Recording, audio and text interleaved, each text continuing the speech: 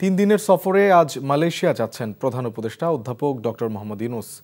মালয়েশিয়ার প্রধানমন্ত্রী আনোয়ার ইব্রাহিমের আমন্ত্রণে এ সফরে যাচ্ছেন প্রধান উপদেষ্টা। দুই দেশের সরকার প্রধানদের মধ্যে একান্ত বৈঠক অনুষ্ঠিত হবে 12ই আগস্ট। প্রতিরক্ষা, জ্বালানি সহযোগিতা ছাড়াও সে দেশে বাংলাদেশি কর্মী নিয়োগের বিষয়টি গুরুত্ব পাবে।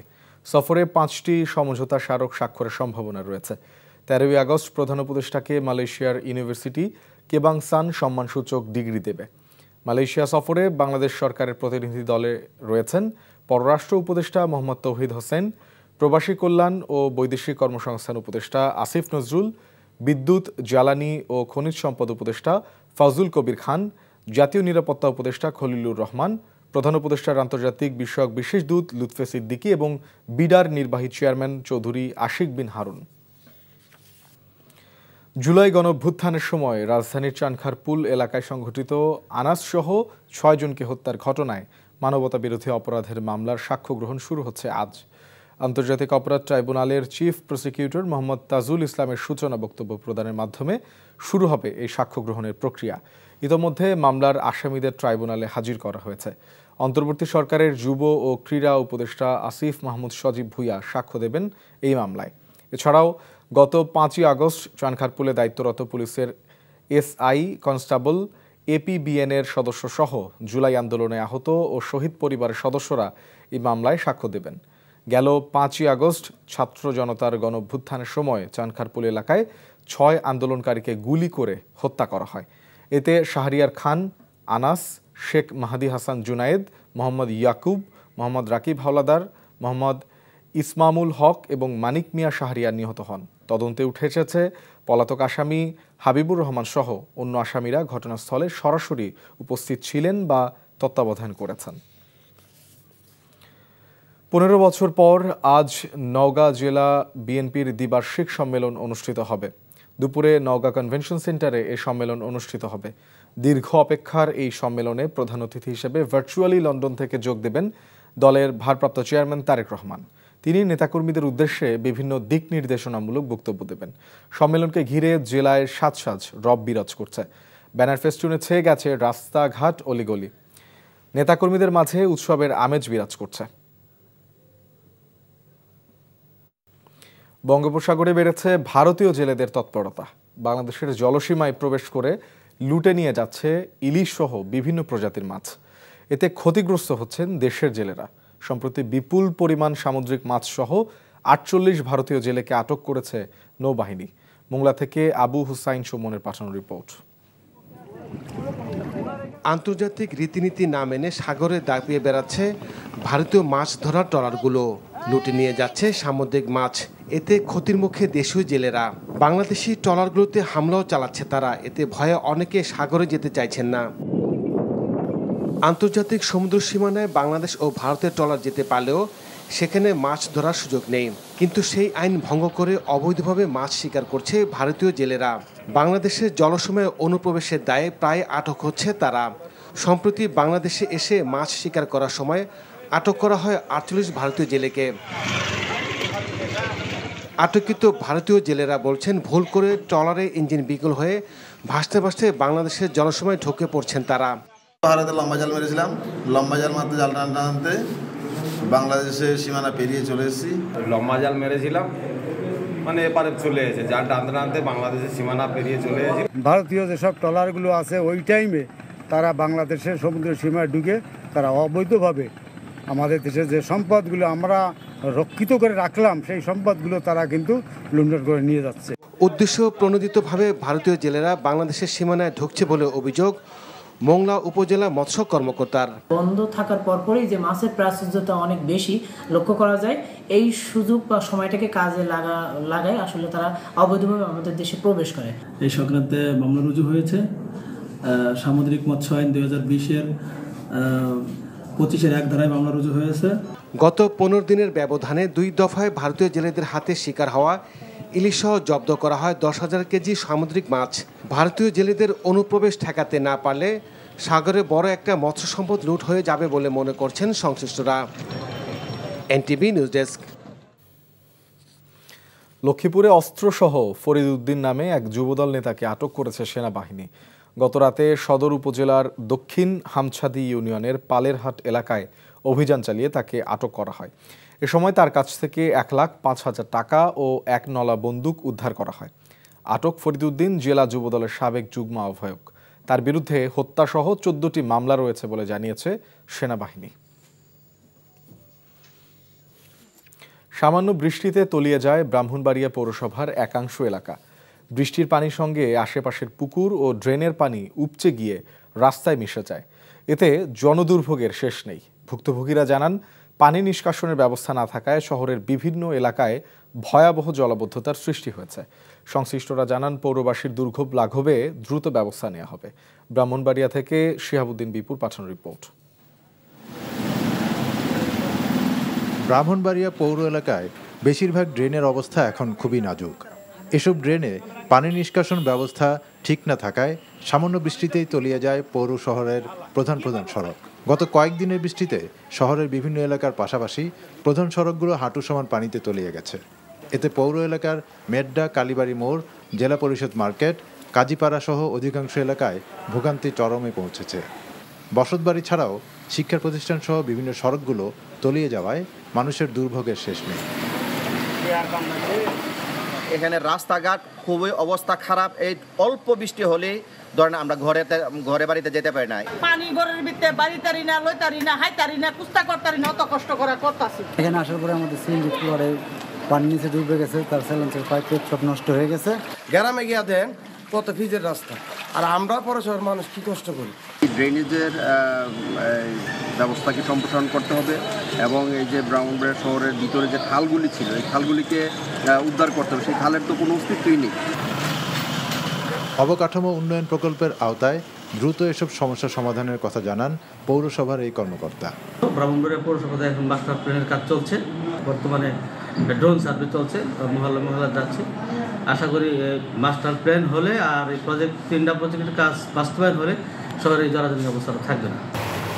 পৌরবাসীর দুর্ভোগ লাঘবে সংশ্লিষ্টরা দ্রুত পদক্ষেপ নেবেন, এমনটাই প্রত্যাশা সবার। NTV news desk. 3 দিনের সফরে আজ মালয়েশিয়া যাচ্ছেন প্রধান উপদেষ্টা অধ্যাপক ডক্টর মোহাম্মদ ইউনুস। মালয়েশিয়ার প্রধানমন্ত্রী আনোয়ার ইব্রাহিমের আমন্ত্রণে এ সফরে যাচ্ছেন প্রধান উপদেষ্টা। দুই দেশের সরকার প্রধানদের মধ্যে একান্ত বৈঠক অনুষ্ঠিত হবে 12ই আগস্ট। প্রতিরক্ষা, জ্বালানি সহযোগিতা ছাড়াও সেদেশে বাংলাদেশি কর্মী নিয়োগের বিষয়টি গুরুত্ব পাবে। সফরে 5টি সমঝোতা স্মারক স্বাক্ষরের সম্ভাবনা রয়েছে। 13ই আগস্ট প্রধান উপদেষ্টাকে মালয়েশিয়ার ইউনিভার্সিটি কেবাংসান সম্মানসূচক ডিগ্রি দেবে। মালয়েশিয়া সফরে বাংলাদেশ সরকারের প্রতিনিধি দলে রয়েছেন পররাষ্ট্র উপদেষ্টা মোহাম্মদ তৌহিদ হোসেন, প্রবাসী কল্যাণ ও বৈদেশিক কর্মসংস্থান উপদেষ্টা আসিফ নজরুল, বিদ্যুৎ, জ্বালানি ও খনিজ সম্পদ উপদেষ্টা ফাউজুল কবির খান, জাতীয় নিরাপত্তা উপদেষ্টা খলিলুর রহমান, প্রধান উপদেষ্টার আন্তর্জাতিক বিষয়ক বিশেষ দূত লুৎফে সিদ্দিকী এবং বিডার নির্বাহী চেয়ারম্যান চৌধুরী আশিক বিন হারুন। জুলাই গণঅভ্যুত্থানের সময় রাজধানীর চানখারপুল এলাকায় সংঘটিত আনাস সহ 6 জনকে হত্যার ঘটনায় মানবতা বিরোধী অপরাধের মামলায় সাক্ষ্য গ্রহণ শুরু হচ্ছে আজ। আন্তর্জাতিক অপরাধ ট্রাইব্যুনালের চিফ প্রসিকিউটর মোহাম্মদ তাজুল ইসলামের সূচনা বক্তব্য প্রদানের মাধ্যমে শুরু হবে এই সাক্ষ্য গ্রহণ প্রক্রিয়া। ইতোমধ্যে মামলার আসামিদের ট্রাইব্যুনালে হাজির করা হয়েছে। অন্তর্বর্তী সরকারের যুব ও ক্রীড়া উপদেষ্টা আসিফ মাহমুদ সজীব ভুইয়া সাক্ষ্য দেবেন এই মামলায়। এছাড়াও গত 5ই আগস্ট চানখারপুলে দায়িত্বরত পুলিশের এসআই, কনস্টেবল, এপিবিএনের সদস্য সহ জুলাই আন্দোলনে আহত ও শহীদ পরিবারের সদস্যরা এই মামলায় সাক্ষ্য দেবেন। গেল 5ই আগস্ট ছাত্র জনতার গণঅভ্যুত্থানের সময় চানখারপুলে এলাকায় 6 আন্দোলনকারীকে গুলি করে হত্যা করা হয়। এতে শাহরিয়ার খান আনাস, শেখ মাহদি হাসান জুনায়েদ, মোহাম্মদ ইয়াকুব, মোহাম্মদ রাকিব হাওলাদার, মোহাম্মদ ইসমামুল হক এবং মানিক মিয়া শাহরিক নিহত হন। তদন্তে উঠে এসেছে পলাতক আসামি হাবিবুর রহমান সহ অন্য আসামিরা ঘটনাস্থলে সরাসরি উপস্থিত ছিলেন বা তত্ত্বাবধান করেছেন। জুলাই আন্দোলনে মিরপুর মডেল থানায় দায়ের করা একটি হত্যা মামলায় সাবেক প্রতিমন্ত্রী কামাল আহমেদ মজুমদার ও সাবেক সংসদ সদস্য সাবিনা আক্তার তুহিনকে গ্রেফতার দেখানো হয়েছে। আজ তাদের চিফ মেট্রোপলিটন ম্যাজিস্ট্রেট আদালতে হাজির করার পর পুলিশের আবেদনের প্রেক্ষিতে তাদেরকে এই মামলায় গ্রেফতার দেখানোর আদেশ দেন আদালত। একই মামলায় সাবেক স্বরাষ্ট্র সচিব জাহাঙ্গীর হোসেনকেও গ্রেফতার দেখানোর আদেশ দেয় আদালত। এছাড়া লালবাগ থানার একটি হত্যা মামলায় দ্বিতীয় দফায় হাজী সেলিমের ছেলে সোলাইমান সেলিমকে 3 দিনের রিমান্ড আবেদন মঞ্জুর করেছে আদালত। 15 বছর পর আজ নওগাঁ জেলা বিএনপির দ্বিবার্ষিক সম্মেলন অনুষ্ঠিত হবে। দুপুরে নওগাঁ কনভেনশন সেন্টারে এই সম্মেলন অনুষ্ঠিত হবে। ইতোমধ্যে মঞ্চ তৈরির কাজ শেষ হয়েছে। জেলার সিনিয়র নেতারা মঞ্চ পরিদর্শন করেছেন। সম্মেলনে প্রধান অতিথি হিসেবে ভার্চুয়ালি লন্ডন থেকে যোগ দেবেন দলের ভারপ্রাপ্ত চেয়ারম্যান তারেক রহমান। তিনি নেতাকর্মীদের উদ্দেশ্যে বিভিন্ন দিক নির্দেশনামূলক বক্তব্য দেবেন। সম্মেলনকে ঘিরে জেলায় সাজ রব বিরাজ করছে। ব্যানার ফেস্টুনে ছেয়ে গেছে রাস্তাঘাট, অলিগলি। নেতাকর্মীদের মাঝে উৎসবের আমেজ বিরাজ করছে।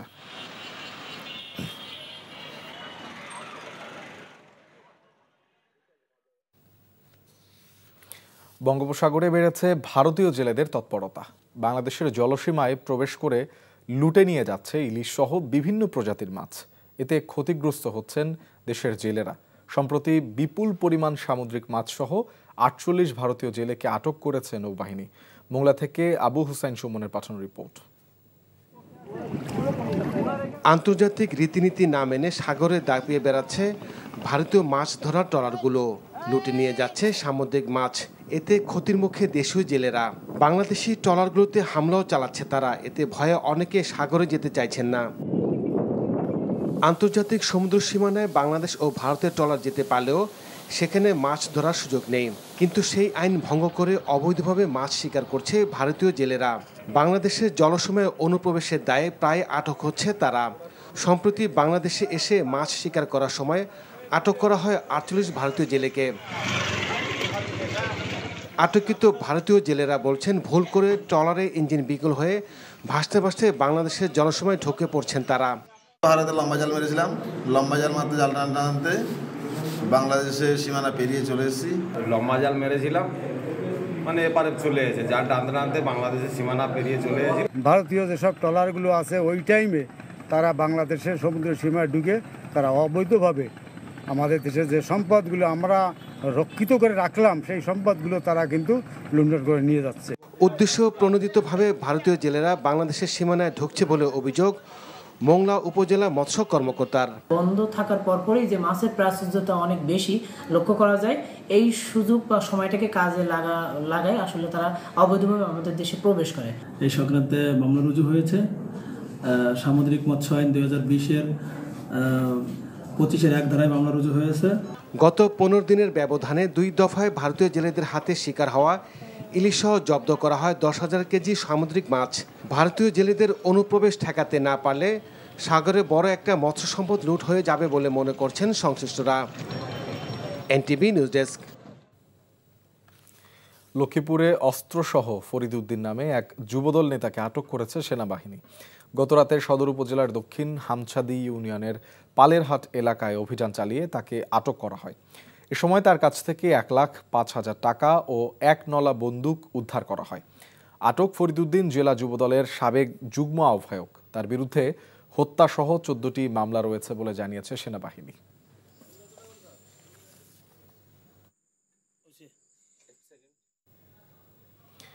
সামান্য বৃষ্টিতে তলিয়ে যায় ব্রাহ্মণবাড়িয়া পৌরসভার অধিকাংশ এলাকা। বৃষ্টির পানির সঙ্গে আশেপাশের পুকুর ও ড্রেনের পানি উপচে গিয়ে রাস্তায় মিশে যায়। এতে জনদুর্ভোগের শেষ নেই। ভুক্তভোগীরা জানান, পানি নিষ্কাশনের ব্যবস্থা না থাকায় শহরের বিভিন্ন এলাকায় ভয়াবহ জলাবদ্ধতার সৃষ্টি হয়েছে। সংশ্লিষ্টরা জানান, পৌরবাসীর দুর্ভোগ লাঘবে দ্রুত ব্যবস্থা নেওয়া হবে। ব্রাহ্মণবাড়িয়া থেকে শিহাবুদ্দিন বিপুর পাঠানো রিপোর্ট। ব্রাহ্মণবাড়িয়া পৌর এলাকায় বেশিরভাগ ড্রেনের অবস্থা এখন খুবই নাজুক। এসব ড্রেনে পানি নিষ্কাশন ব্যবস্থা ঠিক না থাকায় সামান্য বৃষ্টিতেই তলিয়ে যায় পৌর শহরের প্রধান সড়ক। গত কয়েকদিনের বৃষ্টিতে শহরের বিভিন্ন এলাকার পাশাপাশি প্রধান সড়কগুলো হাঁটু সমান পানিতে তলিয়ে গেছে। এতে পৌর এলাকার মেড্ডা, কালীবাড়ি মোড়, জেলা পরিষদ মার্কেট, কাজীপাড়া সহ অধিকাংশ এলাকায় ভোগান্তি চরমে পৌঁছেছে। বসতবাড়ি ছাড়াও শিক্ষা প্রতিষ্ঠান সহ বিভিন্ন সড়কগুলো তলিয়ে যাওয়ায় মানুষের দুর্ভোগের শেষ নেই। এখানে রাস্তাঘাট খুবই অবস্থা খারাপ। এই অল্প বৃষ্টি হলেই ধরেন আমরা ঘরে বাড়িতে যেতে পারি না। পানি ঘরের ভিতরে বাড়িতারি না, লইতারি না, হাইতারি না, কুস্তা করতারি না, অত কষ্ট করে করতাছি। এখানে আসার পরে আমাদের সিএনজি কুলারে পানি নিচে ডুবে গেছে, তার সাইলেন্সার পাইপ সব নষ্ট হয়ে গেছে।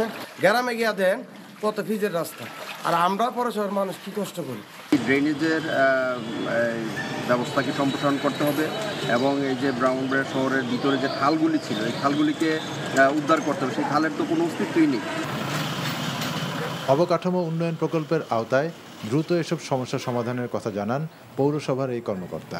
ব্রাহ্মণবাড়িয়া পৌরসভাতে এখন মাস্টার প্ল্যানের কাজ চলছে, বর্তমানে ড্রোন সার্ভে চলছে, মহল্লা যাচ্ছে।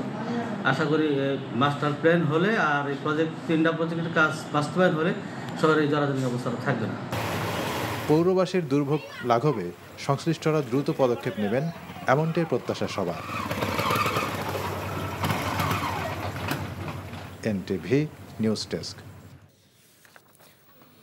লালমনিরহাটের বুড়িমারি স্থলবন্দরের সড়ক সংস্কারের দাবিতে 1 ঘণ্টা অবরোধ করে বিক্ষোভ করছেন শিক্ষার্থীরা।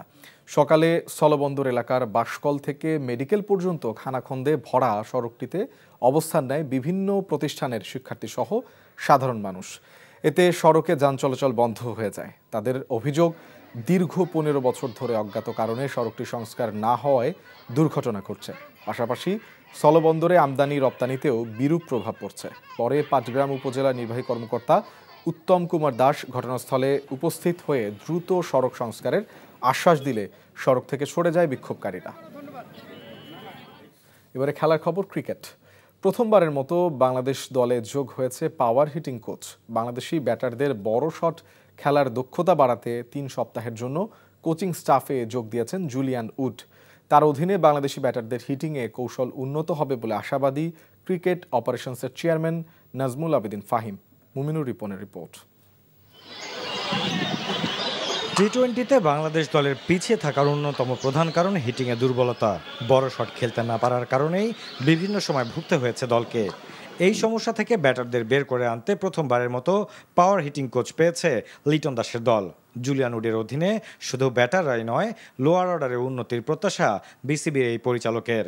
কিছু কিছু ব্যাটার থাকতে পারে যারা হয়তো একটু টেকনিক্যাল নো হওয়ার অভাবে, একটু জানার অভাবে হয়তো যেটা 90 গজের 6 মারতে পারতো সেটা এখনো 70 গজ হয়তো পার করতে পারছে না। টেইলে যারা আছে, আমরা যদি তানজিম হাসান সাকিবের কথা বলি, ইজ এ গুড হিটার। তার হিটিংটাও যদি ইমপ্রুভ করতে পারে, he can become a very dangerous batsman. তার সেখানে কিন্তু মারতে পারে, কিন্তু ওকে যে একটু গুছিয়ে নেওয়া যায়, এখন যা পারছে তার চাইতে যদি 25% ভ্যালু অ্যাড করতে পারে অ্যাজ এ ব্যাটার, সেটা দলকে অনেক বেশি শক্তিশালী করবে। শ্রীলঙ্কা ও পাকিস্তানের বিপক্ষে টানা 2 টি-20 সিরিজ জয়ের ইতিহাস গড়লেও স্বস্তি এনে দিতে পারেননি বাংলাদেশি ব্যাটাররা। এশিয়া কাপের আগে সেই দুশ্চিন্তা কমাতে নেদারল্যান্ড সিরিজটাকে গুরুত্বপূর্ণ হিসেবে দেখছেন বিসিবির এই সহসভাপতি। আমরা 2জন ওপেনিং ব্যাটসম্যান পেয়েছি যারা অন অ্যান্ড অফ রান করছে, একজন না করলে আরেকজন করছে। সো উপর থেকে রান আসলে যেটা হবে যে মিডল অর্ডার তাদের স্বভাব সুলভ খেলাটা খেলতে পারবে। আশা করব সেই জিনিসটা যদি হয়, আমাদের মিডল অর্ডারের কাছ থেকে আমরা একটু বেটার পারফরমেন্স পাবো। এবং এটা এই কারণেও যে আমাদের লোয়ার মিডল অর্ডারও কিন্তু কিছুটা সিকিউর ফিল করি এখন আমরা। আউনিকের কথা যদি বলি বা শামীমের কথা যদি বলি, তাদের মধ্যে কিছুটা কনসিস্টেন্সি আসছে। নেদারল্যান্ড সিরিজ ও এশিয়া কাপের জন্য 15 আগস্ট থেকে অনুশীলন ক্যাম্প শুরু করবে লিটন দাসের দল। Muminur Ripon, NTV news, Dhaka.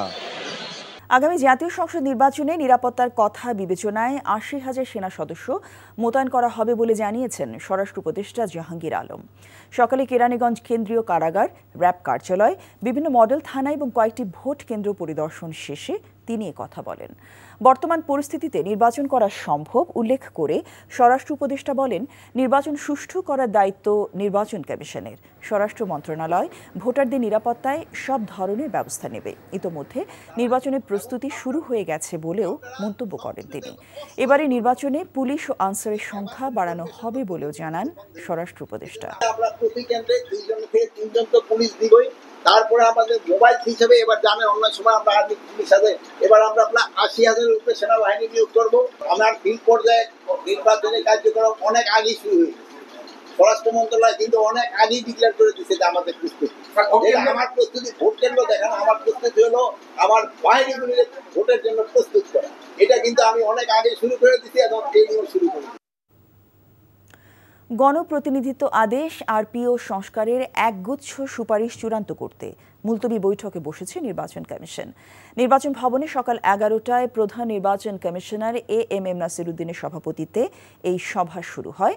তাতে অপর 4 নির্বাচন কমিশনার আব্দুর রহমান আল মাসুদ, তাহমিদা আহমেদ, মোহাম্মদ আনোয়ারুল ইসলাম সরকার ও আবুল ফজল মোহাম্মদ সানাউল্লাহ ছাড়াও কমিশন সচিবালয়ের সচিব আক্তার আহমেদ সহ সংশ্লিষ্ট কর্মকর্তারা উপস্থিত রয়েছেন। এর আগে কমিশনের 9ম সভায় বৃহস্পতিবার দিনভর বিষয়টি নিয়ে আলোচনা হলেও সিদ্ধান্ত চূড়ান্ত করতে পারেনি কমিশন। রাজনৈতিক দল ও প্রার্থীর আচরণ বিধিমালা 2025 নিয়েও এই সভায় আলোচনা হওয়ার কথা রয়েছে। 2014 সালে রাজধানী পল্লবীতে পুলিশের হেফাজতে নির্যাতনের শিকার ইশতিয়াক হোসেন জনির মৃত্যুর মামলায় পল্লবী থানার সাবেক এসআই জাহিদুর রহমানের যাবজ্জীবন কারাদণ্ড বহাল রেখে রায় দিয়েছে হাইকোর্ট। একই মামলায় অন্য আসামি এএসআই রাশেদুল হাসানের যাবজ্জীবন কারাদণ্ড কমিয়ে 10 বছর ও অপর আসামি রাসেলকে খালাস দিয়েছে আদালত।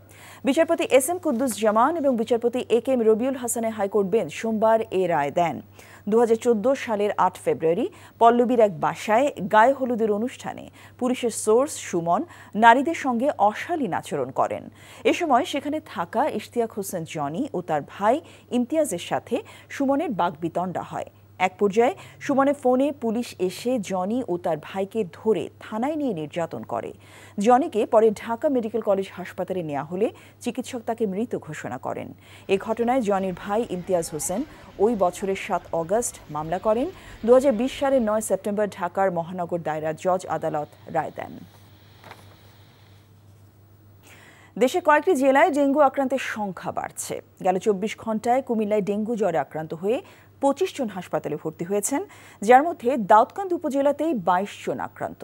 কুমিল্লা জেলা স্বাস্থ্য বিভাগ জানায়, জুন মাসের শুরু থেকেই দাউদকান্দি পৌর এলাকার 5, 6 ও 7 নম্বর ওয়ার্ডকে ডেঙ্গু সংক্রমণের হটস্পট হিসেবে ঘোষণা করে উপজেলা প্রশাসন। জেলায় এ পর্যন্ত আক্রান্তের সংখ্যা দাঁড়িয়েছে 8,880 জন। অন্যদিকে মংলায়ও বেড়েছে ডেঙ্গুর প্রাদুর্ভাব। জুলাই মাসে হাসপাতালে ভর্তি হয়েছিলেন 34 জন ডেঙ্গু রোগী, আর অগস্টের প্রথম 10 দিনে হাসপাতালে ভর্তি হয়েছে 10 জন। 6 মাসের মধ্যে 9 লাখ বেকার যুবককে বিশেষ প্রকল্পের মাধ্যমে কর্মসংস্থানের ব্যবস্থা করা হবে বলে জানানো হয়েছে যুব ও ক্রীড়া মন্ত্রণালয়ের পক্ষ থেকে। দুপুরে সচিবালয়ে 12 অগস্ট জাতীয় ও আন্তর্জাতিক যুব দিবস উদযাপন উপলক্ষে আয়োজিত সংবাদ সম্মেলনে এ কথা জানানো হয়। বিগত 1 বছরে 2,71,719 জনকে প্রশিক্ষণ দেওয়া হয়েছে জানিয়ে যুব উন্নয়ন অধিদপ্তর বলছে, জাতীয় ও আন্তর্জাতিক যুব দিবস উপলক্ষে 2,534 জন যুবক ও 2,451 জন নারীকে 47,26,14,000 টাকার ঋণ প্রদান করা হবে। এছাড়া এখন পর্যন্ত 1,076 জন তরুণকে ট্রাফিক পুলিশের সহযোগী হিসেবে কাজ করার জন্য প্রশিক্ষণ দেওয়া হয়েছে। যুব দিবসে যুব উন্নয়নে অসামান্য অবদান রাখায় 20 জনকে জাতীয় পর্যায়ে যুব পুরস্কার প্রদান করা হবে বলেও জানানো হয় সংবাদ সম্মেলনে। দুর্নীতি দমন কমিশন দুদকের চেয়ারম্যান ডক্টর মোহাম্মদ আব্দুল মোমেন বলেছেন, সবার আগে নজর দিতে হবে দুর্নীতি দমন কমিশন অফিসের দিকে। কমিশনের কর্মকর্তা কর্মচারীরা দুর্নীতিগ্রস্ত কিনা। জয়পুরহাটে দুদকের গণশুনানি অনুষ্ঠানে তিনি এসব কথা বলেন। দুর্নীতি দমন কমিশন অফিসের দিকে আপনাদের আশেপাশে যারা দুর্নীতি নিয়ে কাজ করেন, আমাদের দুর্নীতি দমন কমিশনের কর্মকর্তা কর্মচারী বৃন্দ, আমরা দুর্নীতিগ্রস্ত কিনা প্রথম কাজ হচ্ছে আপনাদের সেটা দেখা। এটা যদি সফলতার সাথে আপনারা দেখতে পারেন, তারপরে আপনারা নিজেরা কতটা সফল হবেন সেই পরীক্ষাটা করতে পারবেন। বরিশাল শেরেবাংলা মেডিকেল কলেজ হাসপাতালের চিকিৎসা সেবা আধুনিকায়ন সহ 3 দফা দাবিতে ছাত্র জনতার ব্যানারে 5ম দিনের মতো ঢাকা বরিশাল মহাসড়ক অবরোধ করে বিক্ষোভ চলছে। বরিশাল নগরীর নথুল্লাবাদ বাস টার্মিনালে বেলা 12টায় এই অবরোধ শুরু হয়। এর ফলে রাজধানীর সাথে বরিশাল সহ দক্ষিণাঞ্চলের 6 জেলার যানবাহন চলাচল বন্ধ হয়ে গেছে।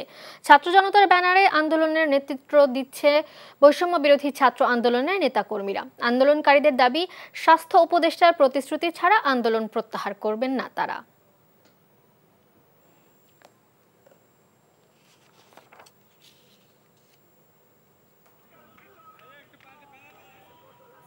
স্বৈরাচার পালিয়ে গেলে আবারও ফিরে এসেছে পৃথিবীর ইতিহাসে এমন নেই বলে মন্তব্য করেছেন বিএনপির নির্বাহী কমিটির স্বেচ্ছাসেবক বিষয়ক সম্পাদক মীর শরফত আলী সপু। সকালে বিক্রমপুর আদর্শ কলেজ অডিটোরিয়ামে কম্পিউটার অফিস অ্যাপ্লিকেশন কোর্সের সনদ বিতরণ অনুষ্ঠানে তিনি এই কথা বলেন। আওয়ামী লীগ লুণ্ঠিত টাকা দিয়ে দেশে অরাজকতা তৈরির ষড়যন্ত্র করছে বলেও অভিযোগ করেন তিনি। স্বেচ্ছাসেবক দলের কেন্দ্রীয় সহ সভাপতি ডক্টর জাহিদ কবির সহ বিএনপি ও এর সহযোগী সংগঠনের নেতাকর্মীরা উপস্থিত ছিলেন। আবু সাইদের রক্তের দায় নিয়ে বাংলাদেশকে গড়ে তোলা হবে বলে জানিয়েছেন ইসলামী শিবিরের কেন্দ্রীয় সভাপতি জাহেদুল ইসলাম। সকালে চট্টগ্রাম নগরীর ইঞ্জিনিয়ার্স ইনস্টিটিউটে এসএসসি দাখিল ও সমমান পরীক্ষায় জিপিএ 5 পাওয়া শিক্ষার্থীদের সংবর্ধনা অনুষ্ঠানে এই কথা বলেন তিনি। বাংলাদেশ ইসলামী ছাত্র শিবির চট্টগ্রাম মহানগর দক্ষিণ শাখা এই সংবর্ধনার আয়োজন করে। বক্তব্য রাখেন চট্টগ্রাম বিশ্ববিদ্যালয়ের proctor professor doctor Tanvir Mohammad Haider Arif ও চট্টগ্রাম মহানগর জামায়াতের ভারপ্রাপ্ত আমির নজরুল ইসলাম। মুন্সিগঞ্জে ইজি বাইক ছিনতাই চক্রের 7 সদস্যকে গ্রেপ্তার করেছে পুলিশ। দুপুরে এক ব্রিফিংয়ে পুলিশ সুপার মোহাম্মদ শামসুল আলম সরকার জানান, গত 2 আগস্ট সিরাজদি খানে এক ইজি বাইক চালককে চেতনানাশক বিস্কিট খাইয়ে ইজি বাইক ছিনিয়ে নেয় চক্রটি। মামলা দায়েরের পর তদন্তে নামে পুলিশ। দীর্ঘ 11 বছর পর নেত্রকোনা সদর উপজেলা বিএনপির দ্বিবার্ষিক সম্মেলন অনুষ্ঠিত হয়েছে। দুপুরে জেলা পাবলিক হলে সম্মেলনের উদ্বোধন করেন জেলা বিএনপির আহ্বায়ক ডক্টর আনোয়ারুল হক। পরে এক সংক্ষিপ্ত আলোচনা সভায় কেন্দ্রীয় কমিটির নেতৃবৃন্দ ও জেলা নেতৃবৃন্দরা বক্তব্য রাখেন।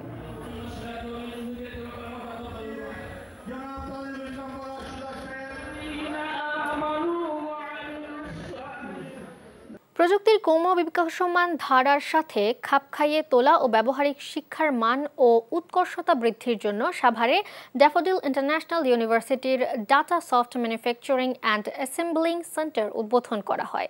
দুপুরে কম্পিউটার সায়েন্স অ্যান্ড ইঞ্জিনিয়ারিং বিভাগের উদ্যোগে ইনোভেশন ল্যাবে এই সেন্টার উদ্বোধন করেন বিশ্ববিদ্যালয়ের উপাচার্য প্রফেসর ডক্টর MR কবির। উদ্বোধনী অনুষ্ঠানে ভার্চুয়ালি বক্তব্য রাখেন বিশ্ববিদ্যালয়ের ট্রাস্টি বোর্ডের চেয়ারম্যান ডক্টর মোহাম্মদ সবুর খান।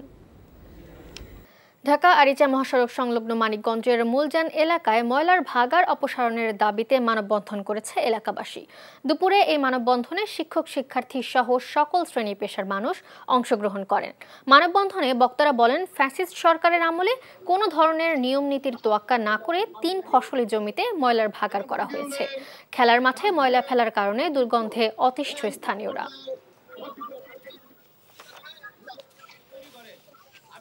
গাজীপুরের সাংবাদিক আসাদুজ্জামান তুহিন হত্যার প্রতিবাদ ও দোষীদের বিচারের দাবিতে দেশের বিভিন্ন স্থানে মানববন্ধন অনুষ্ঠিত হয়েছে। সকালে মানিকগঞ্জ প্রেস ক্লাব চত্বরে মানববন্ধনে জেলার বিভিন্ন গণমাধ্যম কর্মরত সাংবাদিকরা অংশ নেন। দিনাজপুর প্রেস ক্লাবের সামনে মানববন্ধন করেছে সাংবাদিক ইউনিয়ন। বক্তারা তুহিন হত্যার সাথে জড়িতদের দ্রুত বিচারের দাবি জানান। ব্রাহ্মণবাড়িয়ায় মানববন্ধন ও বিক্ষোভ মিছিল করে জেলা সাংবাদিক ইউনিয়ন। সাংবাদিক তুহিন হত্যা সহ সাংবাদিকদের উপর নির্যাতন ও হয়রানির প্রতিবাদে হিলিতে মানববন্ধন ও বিক্ষোভ সমাবেশ অনুষ্ঠিত হয়েছে।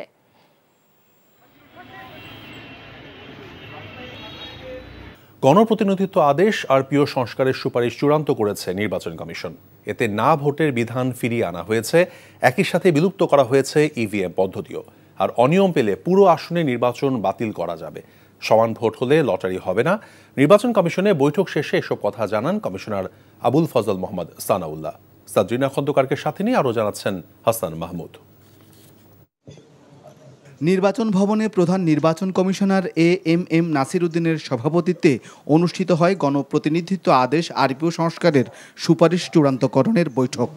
দিনভর বৈঠকে অপর 4 নির্বাচন কমিশনার আব্দুর রহমানেল মাসউদ, তাহমিনা আহমেদ, মোহাম্মদ আনোয়ারুল ইসলাম সরকার ও আবুল ফজল মোহাম্মদ সানাউল্লাহ ছাড়াও কমিশন সচিবালয়ের সচিব আক্তার আহমেদ সহ সংশ্লিষ্ট কর্মকর্তারা উপস্থিত ছিলেন। বৈঠক শেষে না ভোটের বিধান ফিরিয়ে আনা সহ বিভিন্ন সিদ্ধান্তের কথা জানান কমিশনার। না ভোটের ব্যাপারটা দাঁড়াবে যদি কোনো কনস্টিটিউয়েন্সিতে মাত্র একজন প্রার্থী হয়, এবং আগে যেটা হতো কোনো কন্টেন্ডার না থাকলে তাকে বিজয়ী ঘোষণা করা হতো, এখন তাকে বিজয়ী ঘোষণা করা হবে না। he also or she also has to go through an election যেখানে তাকে একটা নায়ের এগেইনস্টে ভোট করতে হবে।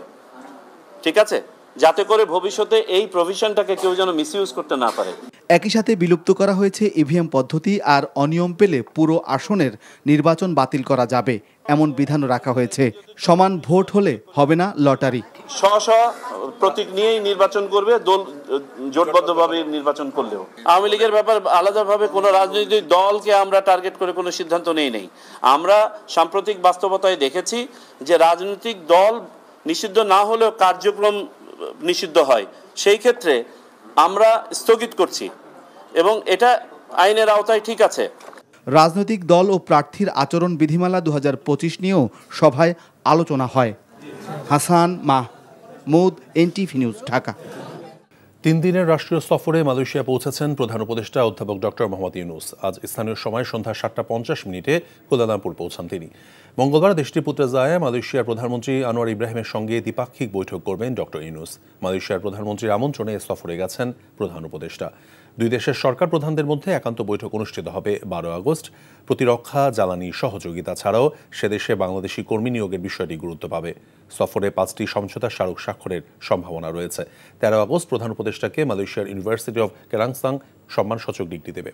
মালয়েশিয়া সফরে বাংলাদেশ সরকারের প্রতিনিধি দলে রয়েছেন পররাষ্ট্র উপদেষ্টা মোহাম্মদ তৌহিদ হোসেন, প্রবাসী কল্যাণ এবং বৈদেশিক কর্মসংস্থান উপদেষ্টা আসিফ নজরুল, বিদ্যুৎ, জ্বালানি ও খনিজ সম্পদ উপদেষ্টা ফজলুল কবির খান, জাতীয় নিরাপত্তা উপদেষ্টা খলিলুর রহমান, প্রধান উপদেষ্টা আন্তর্জাতিক বিষয়ক বিশেষ দূত লুৎফে সিদ্দিকী এবং বিডার নির্বাহী চেয়ারম্যান চৌধুরী আশিক বিন হারুন।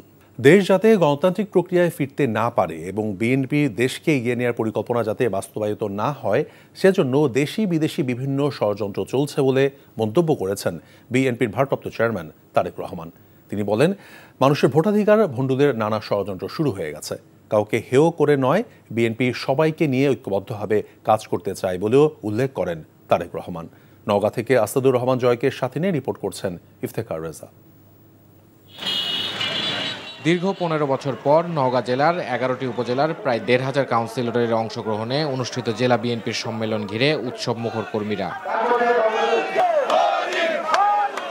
সম্মেলনে লন্ডন থেকে অনলাইনে যুক্ত হয়ে বিএনপির ভারপ্রাপ্ত চেয়ারম্যান তারেক রহমান আশাবাদ ব্যক্ত করেন, অন্তর্বর্তী সরকারের ঘোষিত সময়ে জনগণের বহুল প্রত্যাশিত জাতীয় নির্বাচন নিরপেক্ষভাবে অনুষ্ঠিত হবে। তিনি আশঙ্কা করেন, মানুষের ভোটাধিকার ভণ্ডুলের ষড়যন্ত্র শুরু হয়ে গেছে।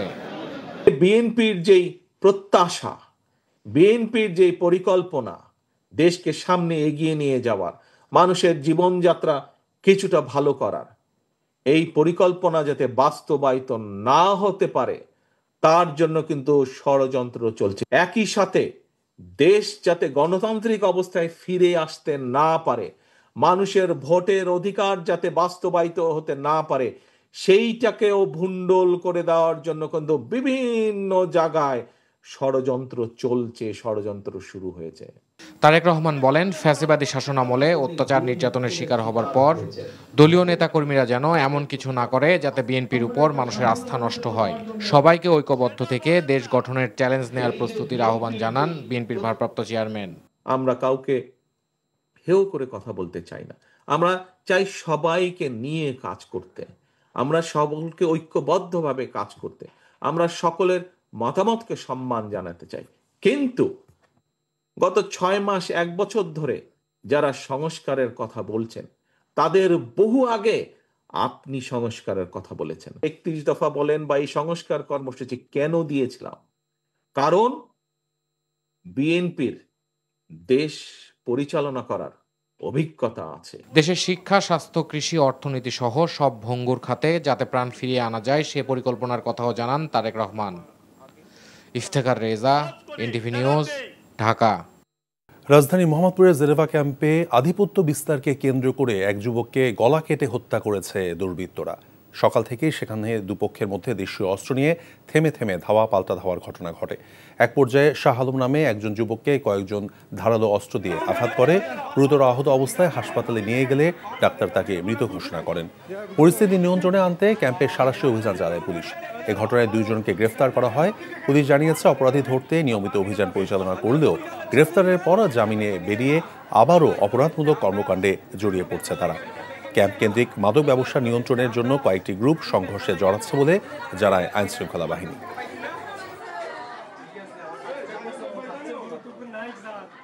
একটা দুঃখজনক ঘটনা ঘটে গেছে, এই জন্য আমরা আরও অভিযান চলবে।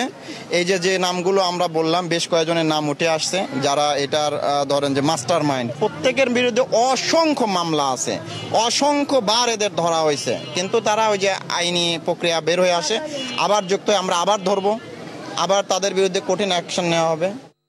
ঢাকায় বাড়ি থাকা সত্ত্বেও তা হলফনামায় গোপন করে ক্ষমতার অপব্যবহারের মাধ্যমে রাজুকের পূর্বাঞ্চলে ৩০ কাঠা প্লট বরাদ্দ নেন সাবেক প্রধানমন্ত্রী শেখ হাসিনা। আর প্রধানমন্ত্রীকে খুশি করতেই রাজুক সহ সংশ্লিষ্ট সরকারি কর্মকর্তারা অবৈধভাবে শেখ হাসিনা পরিবারকে এসব প্লট বরাদ্দ দেন। সোমবার এমন অভিযোগে শেখ হাসিনা তার পরিবারের বিরুদ্ধে আদালতে সাক্ষ্য দেন দুদকের ৩ জন কর্মকর্তা। এই ৩ মামলায় আগামী ২৬ আগস্ট ১৫ জন সাক্ষ্য দেবেন। সোমবার ঢাকার ৫ নম্বর বিশেষ জজ আদালতে শেখ হাসিনার বিরুদ্ধে প্রথম দিনে সাক্ষ্য দিতে আসেন মামলার বাদী দুদকের ৩ জন কর্মকর্তা। ক্ষমতার অপব্যবহার করে রাজুক আইন ভঙ্গ করে শেখ হাসিনা এবং তার পরিবার রাজুকের ৩০ কাঠা প্লট বরাদ্দ নেন বলে সাক্ষ্য দেন তারা। এদিন দুর্নীতির ৩ মামলায় শেখ হাসিনা, ছেলে সজীব ওয়াজেদ জয় এবং মেয়ে সাইমা ওয়াজেদ পুতুল সহ ৪৭ জনকে অভিযুক্ত করে সাক্ষ্য দেন মামলার বাদীরা।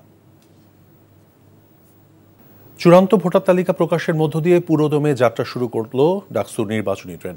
কাল থেকে হল এবং কেন্দ্রীয় সংসদের মনোনয়নপত্র বিক্রি শুরু হচ্ছে। এদিকে ছাত্র সংগঠনগুলোর পাশাপাশি নির্বাচনে প্রার্থী এবং প্যানেল দেওয়ার প্রস্তুতি নিচ্ছে অরাজনৈতিক শিক্ষার্থীরাও। আর চাপমুক্ত পরিবেশে উৎসবমুখর ডাকসু আয়োজনের প্রস্তুত প্রশাসন। নূর হোসেনের রিপোর্ট।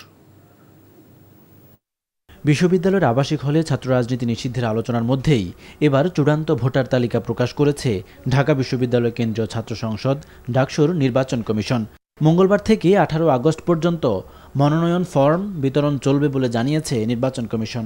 আশার ইস্যু হচ্ছে ছাত্ররা এখনো ডাকসু বাতিল করো, ডাকসু হবে না, এই বিষয়ে কোনো ধরনের বক্তব্য আমরা কোনো ছাত্র সংগঠনের কাছ থেকে আমরা পাই নাই।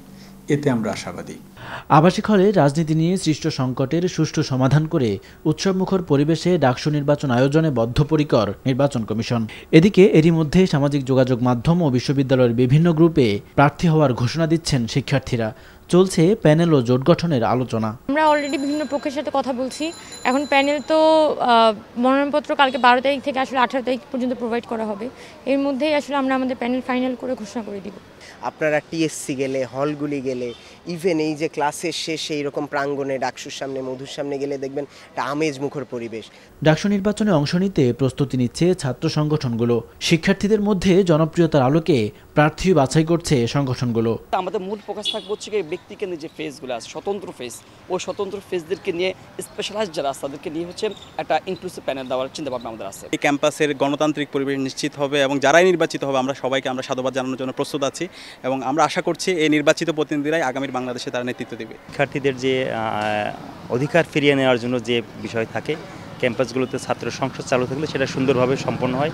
ছাত্রদল সবসময় ডাকসুকে এবং ছাত্র সংসদ নির্বাচনকে স্বাগত জানিয়েছে। আর সুষ্ঠু ও নিরপেক্ষ ভোটে প্রতিনিধি নির্বাচনের প্রত্যাশা শিক্ষার্থীদের। নূর হোসেন, এনটিভি নিউজ, ঢাকা। 6 মাসের মধ্যে 9 লাখ বেকার যুবককে বিশেষ প্রকল্পের মাধ্যমে কর্মসংস্থানের ব্যবস্থা করা হবে বলে জানানো হয়েছে যুব ও ক্রীড়া মন্ত্রণালয়ের পক্ষ থেকে।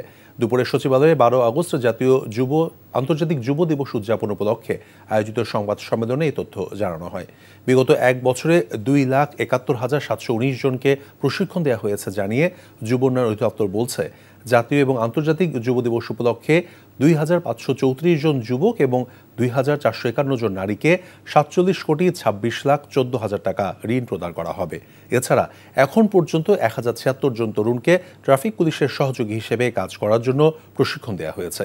যুব দিবসে যুব উন্নয়নে অসামান্য অবদান রাখায় 20 জন যুবককে জাতীয় পর্যায়ে যুব পুরস্কার প্রদান করা হবে বলে জানানো হয় সংবাদ সম্মেলনে। গণমাধ্যমে পাওনা সংক্রান্ত একের পর এক প্রতিবেদন প্রকাশের পর অনেকটা বাধ্য হয়েই আজ নিজেদের অবস্থান পরিষ্কার করার চেষ্টা করেছে বিপিএল-এর দল চিটাগং কিংস। দলটির কর্ণধার সামির কাদের চৌধুরীর দাবি, তার কাছে বিসিবির চেয়ে পাঠানো 46 কোটি টাকার হিসেব ঠিক নয়। এছাড়া গত বিপিএলে 3.5 কোটি টাকা দিয়ে মধ্যস্থতা করে দল নিলেও সে টাকা পরিশোধ না করার কারণ হিসেবে বোর্ডের গাফিলতিকেই দেখছেন সামির। নিলয় মজুমদারের রিপোর্ট। সেই শুরু থেকে এখন পর্যন্ত বিপিএলে চিটাগং কিংস এক বিতর্কের নাম। প্রথম 2 মৌসুমে তাদের কাছ থেকে বিপিএল প্রায় $10,21,000 পেলেও তা পরিশোধ করে নাই ফ্র্যাঞ্চাইজিটি। পাওনা টাকা আদায়ে আইনি পথে হাঁটে বিসিবি। চিটাগং কিংসকে 46 কোটি টাকা চেয়ে আইনি বিজ্ঞপ্তিও পাঠানো হয়। 3 মাস ধরে আমি চেষ্টা করেই যাচ্ছি এটা সমাধান করার বোর্ডের সাথে। তো এটা এখন উইথ অল ডিউ রেসপেক্ট, এটা এখন এই মুহূর্তে যেই পর্যায়ে আছে, আমার সাথে আজকে কথা হয়েছে কিছু বোর্ড ডিরেক্টরসদের সাথে, ওনারা আমাকে ইনশিওর করেছে যে এটা নিয়ে আমার সাথে খুব শিগগিরই বসে সমাধান করবে। গত মৌসুমে সাবেক বিসিবি সভাপতি ফারুক আহমেদের বদান্যতায় বিশেষ ছাড়ে দল গঠনের সুযোগও পায় কিংস, কিন্তু এবারও মকুফ পাওয়া অঙ্কটাই পরিশোধ করেনি ফ্র্যাঞ্চাইজিটি। কর্ণধার এবারও দায় চাপিয়েছেন বিপিএল কর্তৃপক্ষের উপরে। আমার পক্ষ থেকে এটা আমি সই করেছি, এই ডকুমেন্টগুলো আমার থেকে বোর্ডে যখন নিয়ে যাওয়া হয় সই করে আমাকে ফেরত দেওয়ার জন্য, এই ডকুমেন্টটা আমি আজ পর্যন্ত পাইনি। আমার আর ক্রিকেট বোর্ডের মাধ্যমে যেটা সমাধান হয়েছে, দ্যাট ইজ দ্য এভিডেন্স যে আমার সাথে বাংলাদেশ ক্রিকেট বোর্ডের সমস্যার সমাধান হয়েছে। আমি এটা জমা দিলাম, এই কেসটা টোটালি ডিসমিস হলো। বাট ওই এগ্রিমেন্টটা আনফর্চুনেটলি আমি আজ পর্যন্ত হাতে এখনও পাইনি। শন টেইটের বেতন ও 2 জায়গার হোটেল বিল মিলিয়ে ফ্র্যাঞ্চাইজিটির কাছে গত বিপিএল থেকে এখনও 77 লাখ টাকা পাওনা আছে বোর্ডের। দ্রুত সময়ের মধ্যে তা পরিশোধ করার কথা জানিয়েছেন সামির, যদিও তার অতীত বলে বিসিবির সঙ্গে তার এক যুগ পুরনো পাওনা শোধে কোনো উদ্যোগই নেয়নি ফ্র্যাঞ্চাইজিটি। নীলা মজুমদার, এনটিভি নিউজ, ঢাকা। নারী ফুটবল জাতীয় দলের পর অনূর্ধ্ব 20 দল এশিয়ান কাপের মূল পর্বে জায়গা করে নেয়াই প্রমাণ করে নারী ফুটবলে বাংলাদেশের পাইপলাইন কতটা শক্তিশালী। তবে এশিয়ান কাপে ভালো করতে সুযোগ সুবিধা বাড়াতে সরকারি সহযোগিতার প্রয়োজন বলে দাবি করেছেন বাফুফের নারী উইংয়ের চেয়ারম্যান। আমাদের সীমাবদ্ধতা আছে, আমরা অনেক কিছু প্ল্যান করি কিন্তু সেটা আমরা এক্সিকিউট করতে পারি না, ডিউ টু ফাইন্যান্সিয়াল স্ট্রেংথ আমাদের ওই লেভেল থেকে নাই। তো আপনাদের মাধ্যমে আবারও আমি কর্পোরেট হাউসগুলোকে ইনভাইট করব যে আপনারা প্লিজ আপনারা আসুন এবং আমাদেরকে সাপোর্ট করুন, যেহেতু আমাদের দুইটা টিম কোয়ালিফাই করেছে এশিয়া কাপে। তো সেই লেভেলে আমাদেরকে যেতে হলে, ফাইট করতে হলে, ওই লেভেল থেকে খেলতে হলে আমাদের অনেক বেশি প্র্যাকটিস ম্যাচ খেলতে হবে, ওই লেভেল থেকে ট্রেনিং করতে হবে, সেটার জন্য আমাদের অনেক বেশি ফাইন্যান্সিয়াল সাপোর্ট দরকার। এই ছিল সন্ধ্যার খবরে। এই খবরে ভিডিও সহ আপডেট জানতে ভিজিট করুন এনটিভি অনলাইন www.ntvbd.com। এছাড়াও এনটিভির জনপ্রিয় সব অনুষ্ঠান এবং খবরের আপডেট জানতে ভিজিট করুন আমাদের ইউটিউব এবং ভেরিফাইড ফেসবুক পেজ। রাত 10:30 রাতের খবর দেখার আমন্ত্রণ রইল। ধন্যবাদ সবাইকে।